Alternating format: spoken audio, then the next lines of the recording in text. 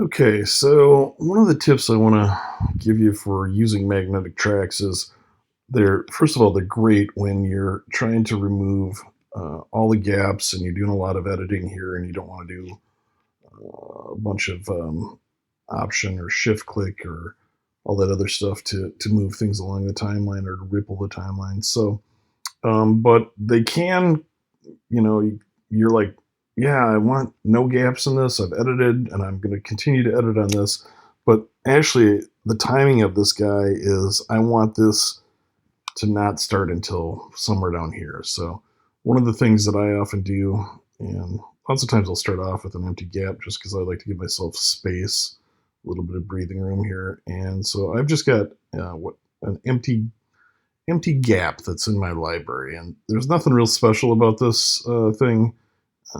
First of all, let's just show you how easy it is to just ripple this guy out here. So we're performing a ripple trim on him, which is just going to extend him all the way out, and that's about where the timing should be. What is this empty gap? It's just a shape that's got complete transparency on it. So um, it can be any shape, any size, just big enough for you to get your hands on, your mitts on the timeline, and then save it in the library, reuse it over and over again to create spacers on your magnetic tracks. So the other thing that's kind of nice about this is when you're doing ripple editing is, let's say, I've got the timing of this guy in terms of the length and where it's positioned almost right, but I'm just sort of noticing that, gosh, you know what? I don't want this to start until I want more room on this guy when he comes in.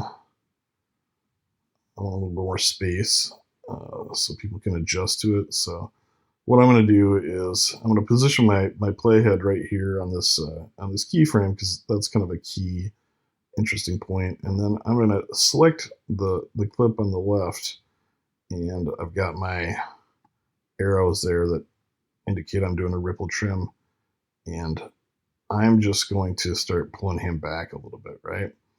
And what that did is it moved everything over, and that's not what I wanted. What I actually want to do is add some space, some breathing room on this clip. So I'm going to come over here and select him.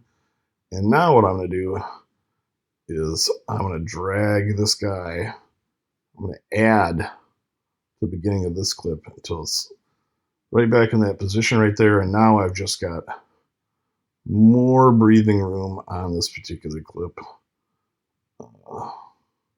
coming in, right? So see, my mouse doesn't start moving until after it's fully animated in, whereas before it was kind of right on top of it. So keep that in mind, that empty gaps and then ripple trim are your friends. Hope you enjoy magnetic tracks.